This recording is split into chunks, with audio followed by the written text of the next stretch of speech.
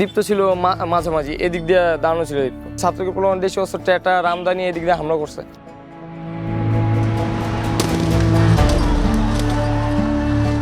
এটা ঝালাই দেওয়া, এদিক দিয়ে একবার এইটুকু পুরো ভাঙ্গা পড়ে গেছে। প্রায় 200-300 মানুষ একসাথে এদিকে করছে, কারণ এদিক দিয়ে হামলা করছে, ওদিক দিয়ে সব দিক দিয়ে একবার চাপায় ফেলাইছে আমাদের ছাত্রদের। এই যে এদিক দিয়ে অনেকে ওঠার চেষ্টা করছে, এটা ওঠার চেষ্টা করছে, পুলিশ ছাত্রী কাউকে উঠতে দেয় নাই।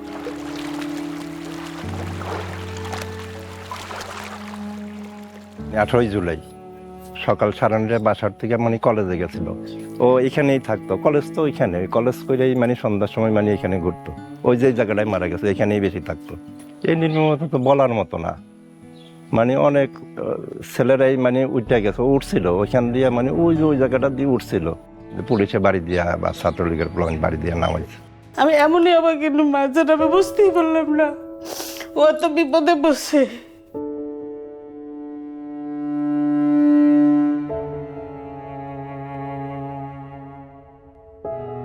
ও বাঁচা বাঁচা গায়ে চিৎকার দেয়, হাত দিয়ে লড়াচড়ে দেয়, কিন্তু কেউ ওরে সাহায্য করলো না। এই তো সবই ভুলে কেউ এখন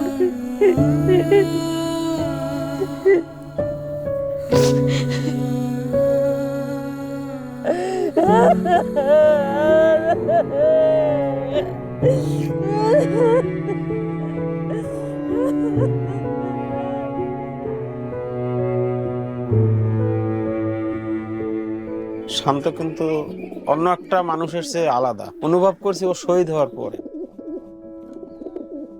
ওর ফেসবুক প্রোফাইলে লেখাটা দেখলাম যে হৃদয়ে শাহাদাতের উচ্চাকাঙ্ক্ষা লালন করে সে হৃদয়ে কখনো হতাশ হয় না। বয়সে ছোট কিন্তু বড় বড় সিনিয়রদের সাথে চলাফেরা করছে। শান্তমণি খুব মেধাবী, ও অ্যাকাউন্টের স্টুডেন্ট, ওকে পাসপোর্ট রেডি করতে বলছিল। ও স্টুডেন্ট বিষয়ে বাইরে যাবে, সুশিক্ষায় শিক্ষিত হয়ে ভালো একটা অ্যাওয়ার্ড নিয়ে আসবে, সেরা মা হব আমার আকাঙ্ক্ষা ছিল। আল্লাহ তাআলা আমাকে এত বড় অ্যাওয়ার্ড দিয়েছে, আল্লাহ যেন তার শাহাদাত কবুল করে। একটু হাত কাটলে রক্ত বের হইলে শিলা ভাইলে ভাই কান্না করতো, যতক্ষণ রক্ত বেরোতো ততক্ষণ সে কান্না করতো। আমার সেই ছেলে কি রক্তাক্ত হয়ে গেলে।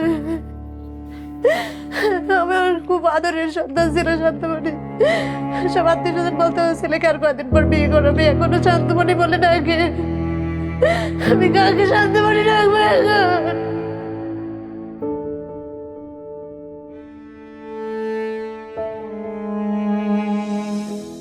কতটা তুমি হারালে বন্ধু, কেঁদেছে অন্তর।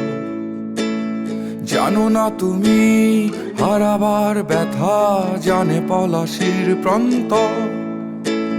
হারিয়ে গেছে যেখানে মায়ের সোনার নোলকখানি, দোলা ভরা ক্ষেতের ফসল সাজানো ফুলদানি।